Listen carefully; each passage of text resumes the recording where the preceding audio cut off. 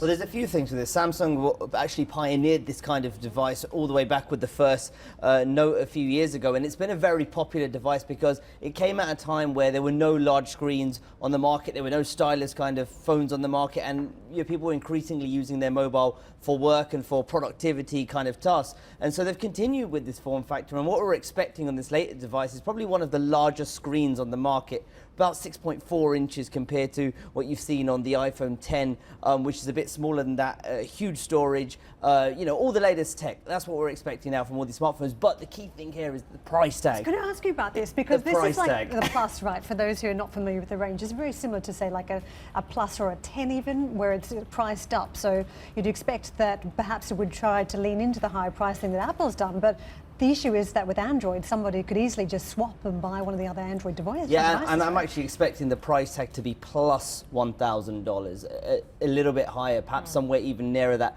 $1,200 range. And that's why Samsung's saying this is an ultra premium device, and they're trying to market. The problem Samsung's had recently, and you've seen that with what they did with the Galaxy S9, which is their flagship phone, is it just didn't stick in the market. Sales were lower than expected. What you saw was people not really liking that higher price because they haven't got that same brand clout, and obviously the whole services and the rest of it that Apple have, and that's where they've struggled. So I would be cautious on this phone to see how well it sells. It has been a popular phone for Samsung in the past because it is hitting a certain target segment, those who want a phone with a large screen with productivity and the rest of it. But it's going to be interesting to see how this sells in the current environment where you've got a slowing smartphone market and perhaps people turning away from some of these more higher priced phones if they're not from Apple. What about the timing of this? I mean, last time we had you up here, we were talking about the Apple results.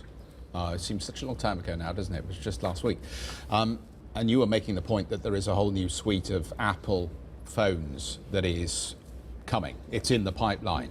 How far away are we from that? Because Samsung surely has got to pick a window here where it can get ahead of the news flow. Yeah, we're not far from that. The end of September is usually when Apple releases these phones into the market. October is usually when they're delivered, and I think Samsung always tries to steal a march on Apple with the devices. Look, this phone's targeted at a particular audience. There are going to be people who are in the Samsung ecosystem at the moment, perhaps on maybe a 2-year-old Note phone or an even older phone, who are going to be looking at this device saying, I want the latest and greatest in technology. We've seen there is a market for high-priced devices. The problem is, of course, yes, there could be consumers waiting to see what Apple bring out in September, and that could actually hold off some of the sales of the Samsung. Hey everybody, it's Hadley Gamble from our new CNBC Middle East Bureau in Abu Dhabi. Thanks for stopping by. Now to watch more, you can try one of the videos that just popped up on your screen. And don't forget to subscribe.